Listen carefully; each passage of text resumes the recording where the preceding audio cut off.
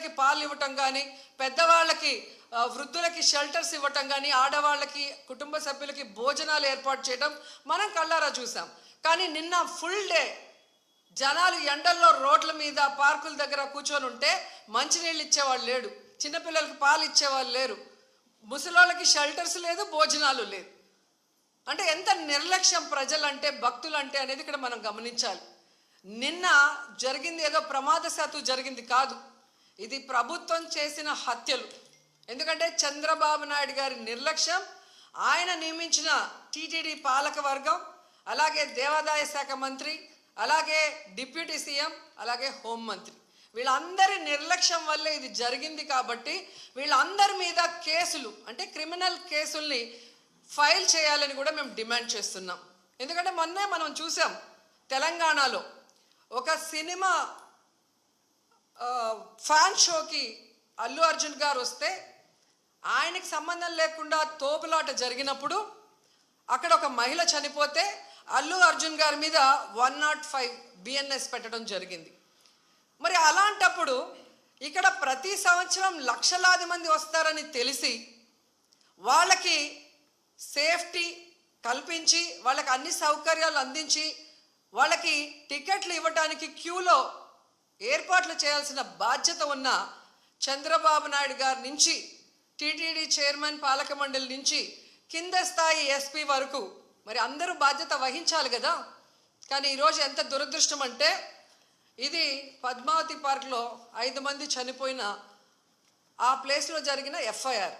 దీంట్లో 105 పెట్టాల్సింది వీళ్ళు 194 BNSS పెట్టారు. అలాగే విష్ణు నివాసం దగ్గర ఒకరు చనిపోయారు, దానికి కూడా 105 పెట్టాల్సింది 194 BNSS పెట్టారు. అంటే ఇది ప్రమాదవశాత్తు జరిగింది, ఏదో జారి పడిపోయి తొక్కిసలాట జరిగింది, దీంట్లో ఎవరు కూడా కావాలని చేయలేదు, మాకెవరికి దీంట్లో సంబంధం లేదు అని చేతులు కడుగేసే కార్యక్రమం చేస్తున్నారు. ఎందుకంటే వైకుంఠ ఏకాదశి దర్శనానికి వచ్చే భక్తులకి అన్ని సదుపాయాలు కల్పించాల్సిన బాధ్యత ఈ రాష్ట్ర ప్రభుత్వానికి ఉంది. ఈ రాష్ట్ర ప్రభుత్వం ఆ జిల్లా ఎస్పీకి, అలాగే కలెక్టర్కి బాధ్యతనిస్తారు, అలాగే పాలక మండలికి బాధ్యతనిస్తారు. సో వీళ్ళందరూ కోఆర్డినేషన్ చేసుకొని చేయాల్సిన పనిని ఈరోజు వీళ్ళు నిర్లక్ష్యం చేసి 6 మంది ప్రాణాలు బలికొని 34 మంది గాయాల పాలైతే ఎవరికి సంబంధం లేదు, ప్రమాదవశాత్తు జరిగిందని 194 BNSS పెట్టడం ఎంతవరకు సమంజసం? సో ఈరోజు నేను అడుగుతున్నాను, మొన్న విజయవాడలో హైందవ శంకారావం చేశారు, హైందవుల్ని మనం కాపాడుకోవాలి. మరి ఈరోజు ఇంతమంది హైందవ భక్తులు చనిపోతూ గాయాలవుతుంటే ఎక్కడికి వెళ్ళారు ఈ పీఠాధిపతులు? ఇప్పుడు బయటికి రండి, బయటకు వచ్చి తిరుమల పవిత్రతను కాపాడండి, అక్కడ చనిపోయిన వాళ్ళ కుటుంబాలతో మాట్లాడండి, ఆ చనిపోవటానికి కారణమైన ఈ ప్రభుత్వాన్ని, పాలక మండలిని నిలదీసి వాళ్ళ మీద క్రిమినల్ కేసులు పెట్టేంత వరకు మరి ధర్నా చేయండి. ఎందుకు మాట్లాడట్లేదు? అలాగే మీరు మొన్న చూస్తే అసలు లడ్డూలో కల్తీ జరగకపోయినా వీళ్ళు చెప్పిన అబద్ధాన్ని వీళ్ళ కూటమి ప్రభుత్వంలో ఉన్న బీజేపీ మాధవీలత గారు వందే భారత్ ఎక్స్ప్రెస్లో భజన చేసుకుంటూ వచ్చి ఎన్ని రకాలుగా మాట్లాడిందో మనం చూసాం. నిజంగా మీకు దేవుడి మీద భక్తి ఉంటే, భక్తుల మీద ప్రేమ అభిమానం ఉంటే ఈరోజు 6 మంది ఎవరి వల్ల అయితే చనిపోయారో ఈ ప్రభుత్వాన్ని నిలదీయండి. ఈ ప్రభుత్వంలో ఎవరెవరు ఈ చావుకు కారణమయ్యారో వాళ్ళందరి మీద మోడీ గారికి చెప్పి క్రిమినల్ కేసులు పెట్టించండి. అంతేగాని ఈరోజు మీరు పూసుకొని మీరు చేస్తే మాత్రం అది కరెక్టు, వేరే వాళ్ళు చేస్తే తప్పు అన్నట్టుగా దొంగ మాటలు చెప్తూ ఎవరి మీద దుమ్మెత్తి పోయాలనుకుంటే ప్రజలు అన్నీ గమనిస్తున్నారు. అండ్ ఈరోజు మీరు చూస్తే మోడీ గారికి కూడా మేము విన్నవించుకుంటున్నాం, మీకు భక్తి ఎక్కువ ఉంది కాబట్టి ఈరోజు తిరుమలలో జరిగింది పూర్తిగా చంద్రబాబు నాయుడు గారి ఫెయిల్యూర్, ఆయన నియమించిన అఫీషియల్స్, పాలక మండలి ఫెయిల్యూర్. సో వీరందరి మీద విచారణ జరిపించి దీనికి ఎవరెవరి నిర్లక్ష్యం కారణమో వాళ్ళందరి మీద క్రిమినల్ కేసులు వేసి వీళ్ళందరినీ లోపల పెట్టాలి. ముందు వీళ్ళందరితో రాజీనామా చేయించాలని కూడా డిమాండ్ చేస్తున్నాం. ఇక హోంమంత్రి గారు ఉన్నారు, ఎప్పుడు ప్రెస్ మీట్ పెట్టి ఎవరి మీద దుమ్మెత్తి పోద్దామా, ఎవరిని మాట్లాడదామా అనుకుంటున్నారే తప్ప వీళ్ళు వచ్చిన తర్వాత ఈ రాష్ట్రంలో లా అండ్ ఆర్డర్ ఎలా దిగజారిపోయింది, మహిళల మీద ఎలా అఘాయిత్యాలు అవుతున్నాయి, ఏ విధంగా మనుషులు చనిపోతున్నారు తోపులాట్లో పోలీసుల నిర్లక్ష్యం వల్ల, వీళ్ళకి కంట్రోల్ లేదనేది స్పష్టంగా అర్థమవుతుంది. సో ఇలాంటి వాళ్ళని హోంమంత్రిగా పెడితే ఇంకెంతమంది ప్రాణాలు తీస్తారో ఒకసారి మీరే ఆలోచించి యాక్షన్ తీసుకుంటే మంచిదని కూడా కోరుకుంటున్నాను. అండ్ మనకొక సనాతన యోధుడు తిరుపతిలో ఆయన డిక్లేర్ చేసుకున్నాడు, నేను సనాతన యోధుణ్ణి, హిందువుల పక్కన నిలబడుతున్నా, హిందువులకు ఏదైనా జరిగితే నేను ఊరుకోను అన్నాం. అదే తిరుపతిలో ఈరోజు 6 మందిని మీ కూటమి ప్రభుత్వం చంపేసింది. దీనికి మీరు ఏం ప్రాయశ్చిత్తం చేస్తారు? చంద్రబాబు నాయుడుతో రాజీనామా చేయిస్తారా? మీరు బాధ్యత తీసుకొని రాజీనామా చేస్తారా? లేదా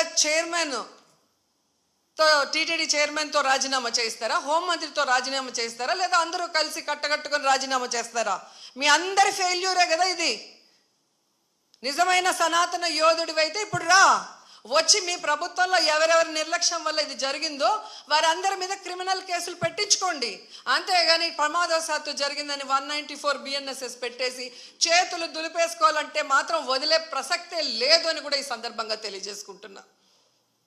అండ్ చంద్రబాబు నాయుడు ఆయన లెగ్గు మహత్యం ఏంటో కానీ ఆయన ఎప్పుడు అధికారంలోకి వస్తే అప్పుడు ఈ రాష్ట్రంలో మనం ఎన్నో చావులు చూడాల్సి వస్తుంది. గతంలో గోదావరి పుష్కరాలు ఈయన పబ్లిసిటీ పిచ్చి వల్ల ఇలాగే గేట్లు తెరిచి జనాలు తోసుకొని ఒకరి మీద ఒకరు పడి 29 మంది చనిపోయారు.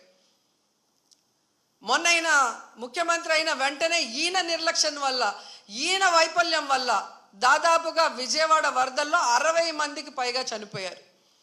మళ్ళీ ఈరోజు చిత్తూరు జిల్లా కుప్పంలో ఉండగానే 6, 7, 8 ఉండి పోలీసులందరినీ తిప్పుకొని ప్రజల్ని గాలికి వదిలేశారు. మానిటరింగ్ లేదు.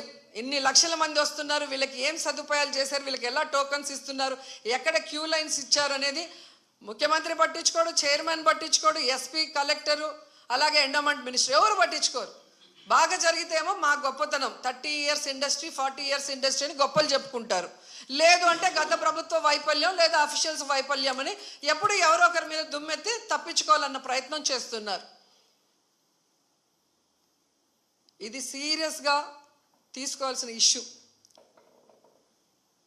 ఈ చంద్రబాబు నాయుడు గారి వైఫల్యం వల్ల, అసమర్థ వల్లే ఈరోజు ఇంతమంది చనిపోయారు. ఆయన నియమించిన వాళ్ళు ఎవరైతే ఉన్నారో వాళ్ళందరి నిర్లక్ష్యం వల్ల జరిగింది. సో వెంటనే ఈ ఎఫ్ఐఆర్లు మార్చి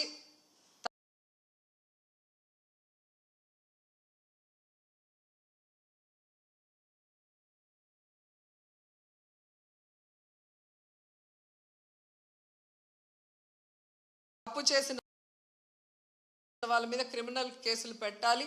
లేకపోతే మేమైతే వైఎస్ఆర్సీపీ తరఫున భక్తులకి అండగా ఉండి ఆ చనిపోయిన కుటుంబాల తరఫున పోరాటం చేస్తాం. వాళ్ళకి కూడా ఎక్స్గ్రేషియా ఒక్కొక్కరికి